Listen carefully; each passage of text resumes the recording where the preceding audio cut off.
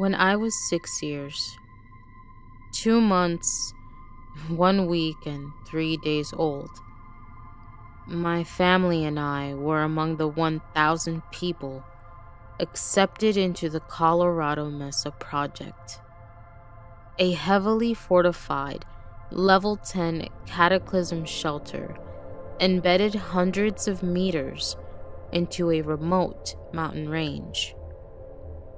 The day we entered, all 7 gates closed and were expected to stay closed for at least a generation. For 7,980 days, I lived with 999 other Colorado Mesa citizens behind 7 layers of high security entrances, the outer 6 of which were never so much as seen by anybody for what had come to be roughly 22 years. Nothing went out, and nothing came in. Then, on day 7,980 of the Colorado Mesa Project, something came in.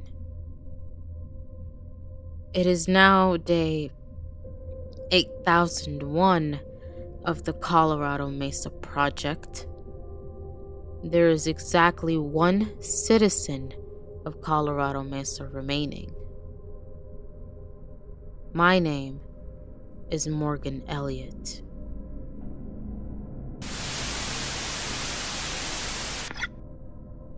Day 7980. Good morning, Mr. Elliott. I squinted, crusty in the eyes. Morning, I told the home system through the side of my mouth. I got out of bed and went to the kitchen. While it finished brewing a pot, my home system gave me a variation of one of its usual replies, like I heard every morning of every day, of every year, for as long as I could remember. The public weather today is 16 degrees Celsius, with a humidity curve of 60 to 45%, under sky preset sunny cumulonimbus 004A. Would you prefer your quarters comply with these settings? I tried a sip of coffee, decided it was just a little too hot, and put it on the smart stove for a few seconds to cool it a degree or two. When it was done, I took a long sip, smacked my lips a little, then held my finger up and kept my mouth slightly open like I was about to say something. I held it for a second, then decided not to. Maybe it was pointless, but I like to keep the soulless database of voice recordings waiting every now and then. Would you prefer your quarters comply with public settings? It repeated. No, thank you, I mocked. Default settings reapplied. Thank you for choosing the Colorado Mesa Project, I finished sarcastically. My fake enthusiasm somehow sounded more genuine than the voice recording itself did.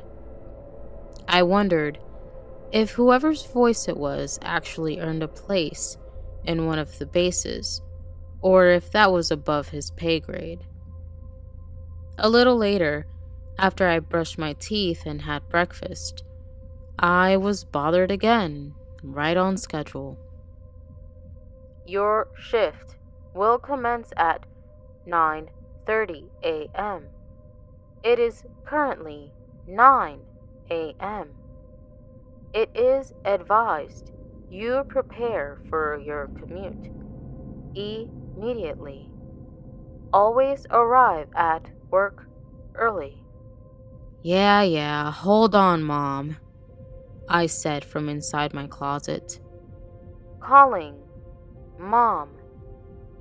I stuck my head out of the closet, my bottom half still inside, where it was wriggling into a pair of pants. Cancel that! Call has been canceled. I talked to her just a month before. No need to do it again so soon.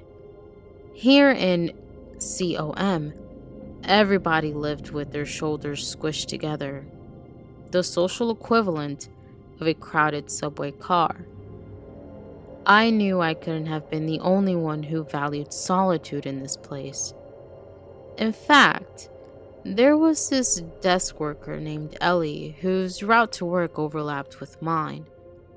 I didn't know much about her, and I doubt she knew about me, but that was how we liked it, I think. We were free to hear our own thoughts without getting interrupted by people asking, "How you've been?" or "Hey, what's up?" Both just wordy ways of asking you to say good or fine or nothing much.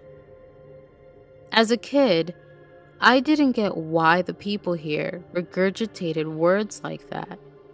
Not just expecting, but preferring they get the same responses every day. Here in the mountain, people just do what they do because it's what they do. Repetition is insanity, but when you call it a routine, suddenly you can pretend it's all under your control, that it's just life, that you're fine. Today, just as always, my commute converged with Ellie's for a bit, and as always, we walked far apart from each other, sticking to either end of the wide hallway, where the light of the hardly convincing synthetic sky couldn't quite see us. She was scribbling something in a composition book of hers, awkwardly holding her loose folders and notebooks under her arms. Whatever she was writing, she was smiling. She was very absorbed in whatever it was.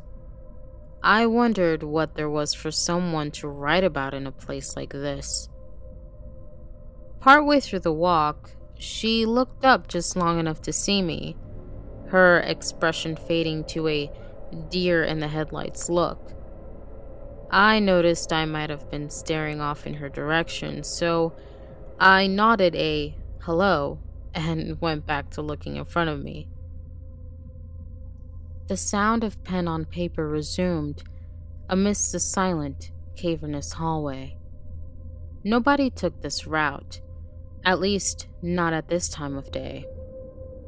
It was always drafty here, broken vent probably, small price in exchange for some peace and quiet. I'd made sure never to complain about it. When I arrived at the office, my sole co-worker, Judas, was already there. I liked Judas, probably because I didn't know him so well. Our job required us to cover a lot of ground separately, so I only really knew him for occasional small talk. "Hey," he greeted from behind a book. It was an academic book titled Birds of the Midwest, filled with watercolor illustrations. He was always reading about birds. I never commented on it, of course. "Hey," I replied. "Forgot it was Wednesday. Feels like a Thursday at least." "Yeah, bump day, whatever it's called," I muttered. "So, did you hear the chief's whole thing about wing inspection?" he asked, turning a page. "What did he say this time?" Just the usual. Some parts were word for word, the same as his other rants. Just thought you should know he did. A transcript is on the office bulletin if you want to see it." Did he say anything important this time? No, Judas chuckled. He closed the book and got up to grab his clipboard and hard hat. Mentioned something about A2, so that was different. I don't remember what, though. Got it, I said, doing the same. I'll check it out after my shift. All right, later. See ya. We parted ways to fill our checklists with the usual parade of the same red mark over and over and over for 4 or so pages, and maybe occasionally a question mark, though those usually ended up being false alarms anyway. He took the defense wing, and I took the industrial wing. In 4 hours' time, we'd both be back where we started, eating lunch for exactly half an hour, and then we'd be off again to complete the second half of our respective wings for the next 4 hours until we both signed off at the office and went home. As infrastructure engineers, it was our job to do this every workday until we died, or the mountain opened. Nobody was quite sure which would come first. It was best to avoid thinking about it for too long, or at all. Along the way, I was supposed to check to make sure the seal on the Colorado Park project was still keeping the ventilation from leaking. I took a moment to look inside at it through the bulletproof glass, just like I always did. It was beautiful. The Colorado Park project was an abandoned attempt by the city planners to simulate the outdoors in here. They were always looking for a project like that. They set up an area with simulated weather, simulated animal sounds. They grew an orchard and gave it park benches and a fountain. They did everything they could to make it more natural. But if you stayed in it for more than a couple of minutes, all it would do was remind us about how unnatural it really was. It wasn't like going outside, so much as going to a museum with exhibits of the outside world, only reminding us of what we were missing out on. It was the embodiment of our false hope. False hope was the most sought out after source in the whole mountain. But we didn't want it shoved in our faces like that. The trick to it isn't being misinformed or even whether or not you know the truth. It's about making sure not to remind yourself that it's false. Past the window, I could see the grass had grown almost a foot high, the single tree outgrowing its space and perverting into a gnarled wooden skeleton like the scaffolding of a forest. Most of the power to the room was shut off after it was abandoned, save for a small bit of synthetic sunlight. That and the water system cycling through the filter kept that lonely tree on life support, whether it liked it or not. Still, it wasn't so bad to look at from the outside. Nobody ever visited it, at least not when I was there. It was quiet. By the time 1 o'clock came, Judas and I were back at the office, eating lunch. Something was different about him. I noticed he looked shaken by something, but I didn't say anything. I also noticed that the bread on his uneaten sandwich looked like it had pieces that were nibbled or torn off, but I still didn't say anything. Then, I noticed the checklist on his clipboard hadn't even been started. But again, I didn't say anything. I noticed some tissues in the trash can. Saw they were a little red with blood stains, but I assumed he must have gotten a nosebleed or something, so I didn't say anything. When I finished my lunch and got up and went to the door, I noticed he'd been staring blankly the whole time at nothing in particular. I was worried, but I said nothing. Suspecting he was daydreaming, I reached for the light switch to see if he'd registered it was time to go home and snap out of it. "Morgan, wait," he called out, startling me at the last second. It was the first thing he'd said in the past half hour. "Don't turn out the lights," he pleaded. I nodded. "Anywhere," he added. "Just stay out of the dark." I was worried for him, but a smaller, selfish part of myself was worried for something else. Worried that my routine might get disrupted. That for the first time in history of the Colorado Mesa Project, something might be wrong. "I will," I reassured. How have you been lately?" Judas looked up. His eyes went wet and red.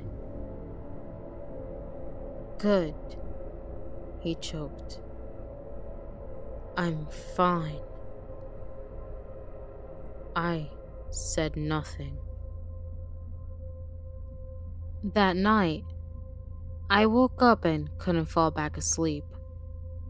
When I was younger, when the mountain was still scary and new, I would have insomnia all the time. But I never figured out what to do about it. I just grew out of it. Still unsure what to do decades later, I got up and paced around the room, waiting impatiently for sleep to happen. It didn't. I stopped pacing and stood still, considering returning to my bed. In the motionless, thoughtless silence, I became aware of a sound just outside my door. Somebody was talking in the hallway. Maybe they're going for a walk, I thought. I always wanted to try that, but I was afraid I'd be the only one out there so late, that somebody would think I was up to something. I gently cracked my door open, careful not to draw attention. I know. I heard somebody whispering angrily. It was a familiar voice, but I couldn't recognize it through all the hushed rage. "No, we're not leaving her. We're finishing this. All of this. And then we're getting the hell out of here before they can send anyone inside to stop us." He paused again, as though listening to an imaginary reply. "Yes, she made it into the pipes. She's in the room right now. She's ready." Another pause. I opened the door a little further, but it was too dark to see who was out there. "No, not immediately. She can stow inside him until she's ready to walk." A third pause. I opened it just a little further, just past a jar. "It's the guy's friend. Keeps to himself mostly. Nobody will notice amidst the chaos. He lives right." The voice stopped. I could feel eyes pointed at my room.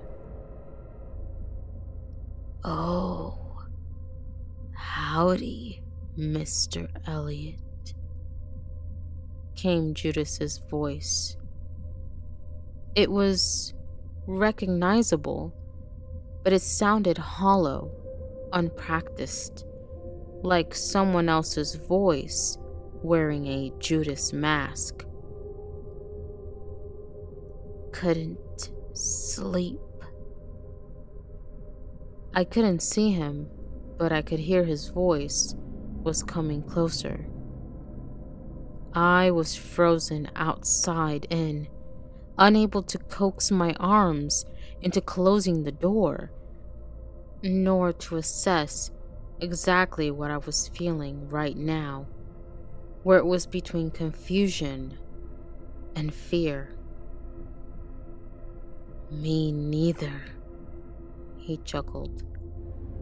He was close now, approaching my door with a tense, steady stride, one ready to break into a sprint at a moment's notice. My head clogged up with reactions until it started to overflow, and the first one to spell out took control. Without a word, I slammed my door shut, just in time to hear his footsteps pick up and run. Holding my back firmly against the door, I slid down and tried to figure out why I was so terrified. Closing it hadn't helped at all. I still felt like I was in danger, like whatever threat was making me so uneasy was still here. It was in the room with me. "Mr. Elliot," came Judas's voice from behind the door. "Morgan." "What do you want, Judas?" I asked, my eyes preoccupied with scanning my shadowy room. "I was just looking for you, Morgan. I just want to talk. How about you let me inside?" Something in the shadows stirred quickly. I couldn't tell what direction it had gone in. "Now's not a good time," I replied. Before I could hear his response, I dashed into my bathroom and slammed the door, then exhaled in relief. I was safe. No, this was all wrong. This was worse. I was even closer now. Something had been here first. I could sense it. I could hear my faucet running, felt water on the ground. When I flicked on the lights, I saw that my sink was overflowing with water. Something was in it. Something serpentine.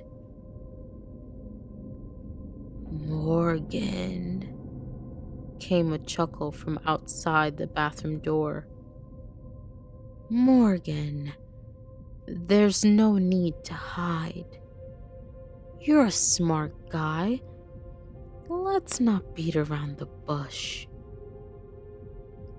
I approached the sink, trying to get a good look at what was in it. "A good friend of mine is in there with you." It was something small and white, squirming in the water. Before I could get any closer, I felt fingers in the hair on the back of my head.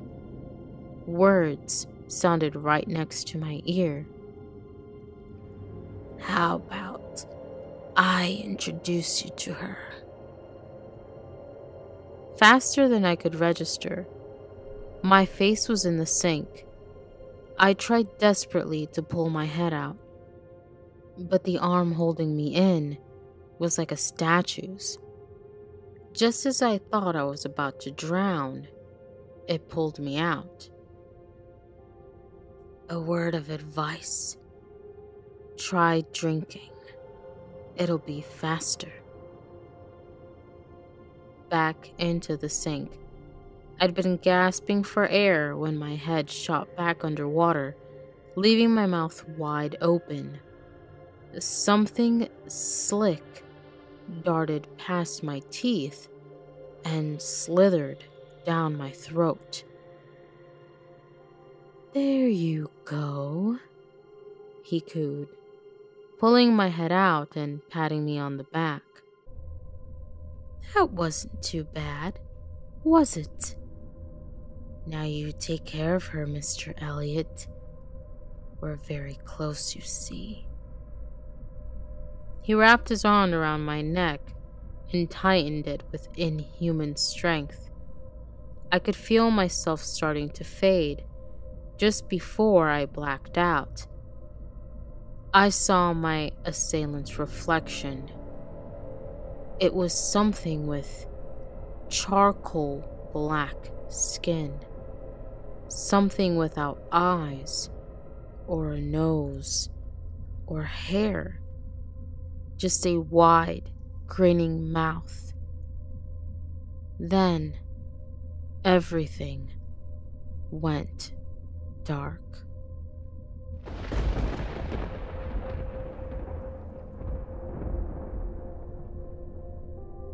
Hello, listeners. Thanks for checking out tonight's Creepypasta, Synthetic Skies, Part 1. I would like to thank the author, Pyrous Red, for allowing me to narrate the story. Stay tuned for Part 2. If you enjoyed my narration and would like to send me a story to be featured in a future episode, please send it over to my email. Do not forget to subscribe and click the notification bell to keep up with future content. Thanks again for listening, and as always, I am your host, Marie Lives the Horror.